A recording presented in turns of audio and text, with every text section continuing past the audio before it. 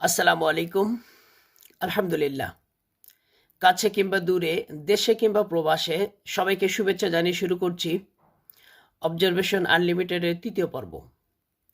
সম্মানিত দর্শক, আজকে কথা বলবো জার্নি টু জয়পুরহাট।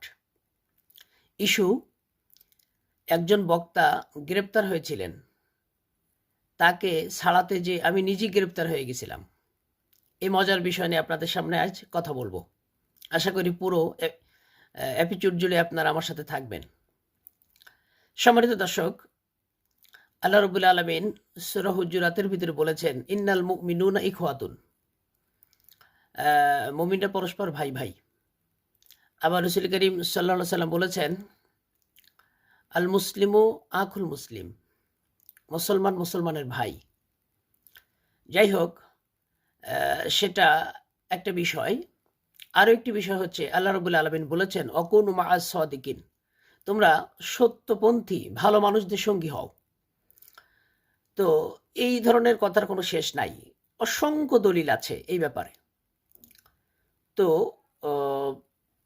একটা সময় যখন মঞ্চে কথা বলা খুব ভয়ঙ্কর অবস্থা ছিল, বক্তাদেরকে চতুর্দিকে গ্রেপ্তার করা হচ্ছিল, রিমান্ডে নেওয়া হচ্ছিল, তাদের সামনে থেকে মাইক কেড়ে নেওয়া হচ্ছিল, মাহফিলের ডেট ক্যান্সেল হচ্ছিল, মাহফিলের প্যান্ডেল ভেঙে দিচ্ছিল, গেট পুড়িয়ে দিচ্ছিল, এরকম একটা অরাজকতা অবস্থা ছিল। আপনারা খুব ভালো জানেন আমার থেকে।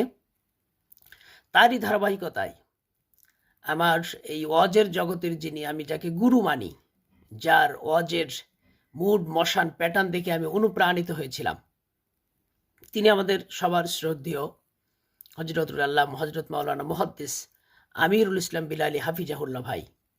তার বাড়ি সাতক্ষীরা কলরোয়া। আমি পার্সোনালি তার বাসায় গিয়েছি। তিনিও আমার এলাকায় যখন আসতেন, প্রায় প্রতিটা প্রোগ্রামে আমি থাকতাম তার সাথে।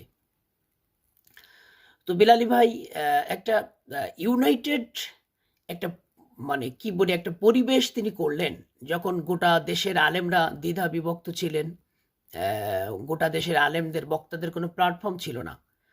তখনই জাতীয় মুফাসসির পরিষদ নামে একটি পরিষদ আত্মপ্রকাশ করে। তো বিলালি ভাই ছিলেন সেন্ট্রাল প্রেসিডেন্ট, কেন্দ্রীয় সভাপতি তিনি। তো জয়পুরহাটে তিনি মাহফিল করতে গিয়ে তিনি গ্রেপ্তার হয়ে গেলেন।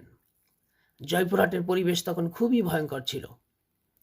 তো এই নিউজটা যখন দেখলাম, তখন আমি কেন জানি একটা নারীর টান অনুভব করলাম যে বিলালি ভাই গ্রেপ্তার হয়েছেন, জানি না তিনি কেমন আছেন, কি করছেন, তার তদবির করার লোক আছে কিনা, তার আশেপাশে কারা আছে, নানান চিন্তা মাথার ভিতরে